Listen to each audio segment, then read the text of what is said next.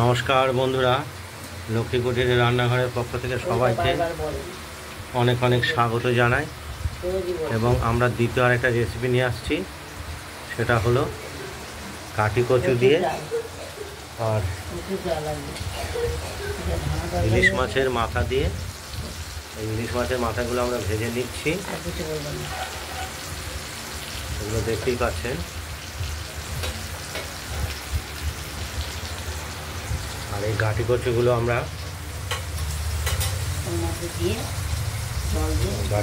আমরা প্রেসার কুকারে আগেই সিদ্ধ করে রেখেছি, দুটো সিটি দিয়ে, এবং তার খোসা ছাড়িয়ে ওই গাঠি কচুগুলো একদম রেডি করে রেখেছি। ওই মাছের মাথাটা ভাজা হলেই আমরা এই গাঠি কচু দিয়ে তরকারিটা তৈরি করব।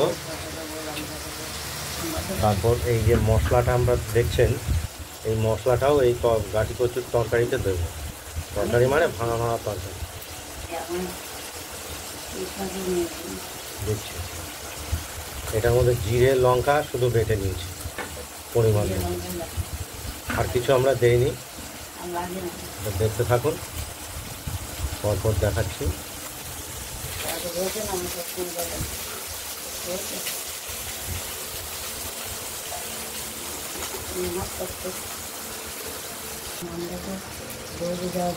মাছের মাথাগুলোকে আমরা প্রথমে ভেজে নিচ্ছি, নেওয়া হয়েই গেছে।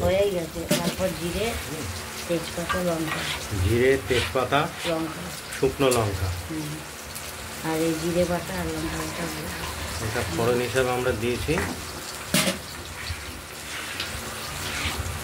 এরপর আমরা যে মশলাটা বেটে রেখেছিলাম,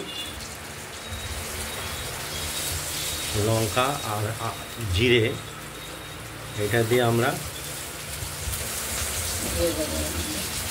এর মধ্যে একটু কষানোর জন্য দেব।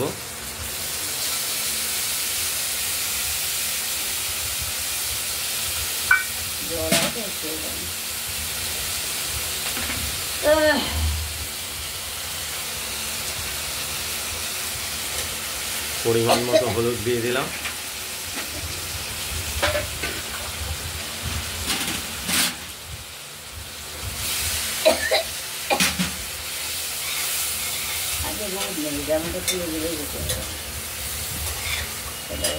সেদ্ধ করে রাখা কচুগুলো এবার আমরা দিয়ে দেবো। গাঠি কচু এখানে আঁশ রয়েছে।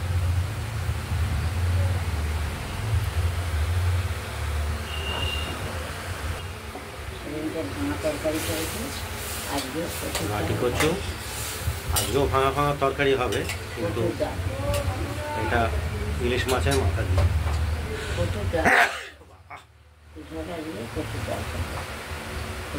ইলিশ মাছের মাথা দিয়ে কচুর ডাল।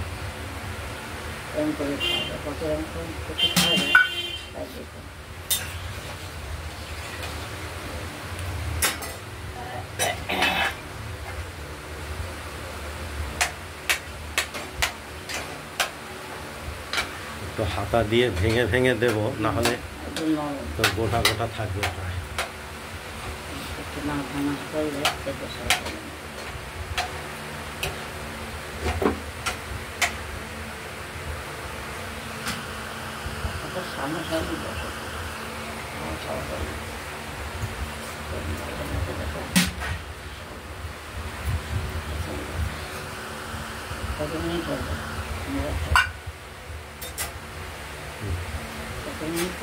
এই যে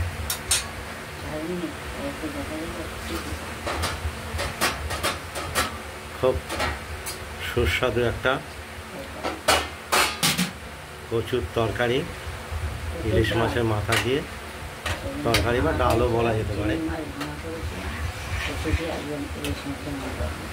এর আগের দিনের আমরা ভিডিওটা দেখেছি চিংড়ি মাছ দিয়ে, যেটা ইলিশ মাছের মাথা।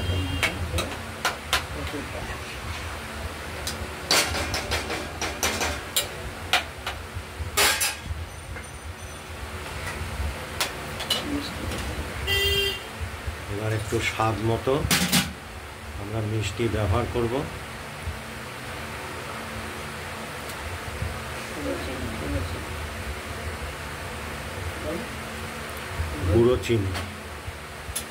গুঁড়ো চিনি দিয়ে দিলাম।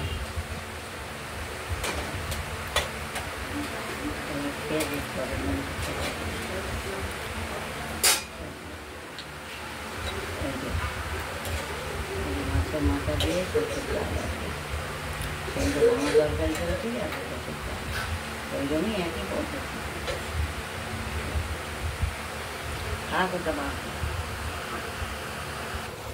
আমাদের ইলিশ মাছের মাথা দিয়ে গাঁটি কচু, সেই ভাঙা তরকারি, ভাঙা তরকারি বা ডাল বলা যেতে পারে। আমরা এবার নামিয়ে নেব।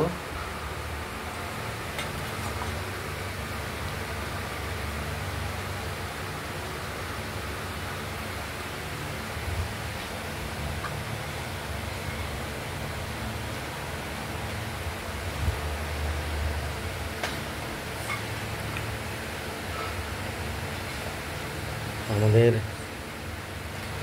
ইলিশ মাছের মাথা দিয়ে গাঁটি কচুর ভাঙা তরকারি বা ডালটা কমপ্লিট। বন্ধুরা,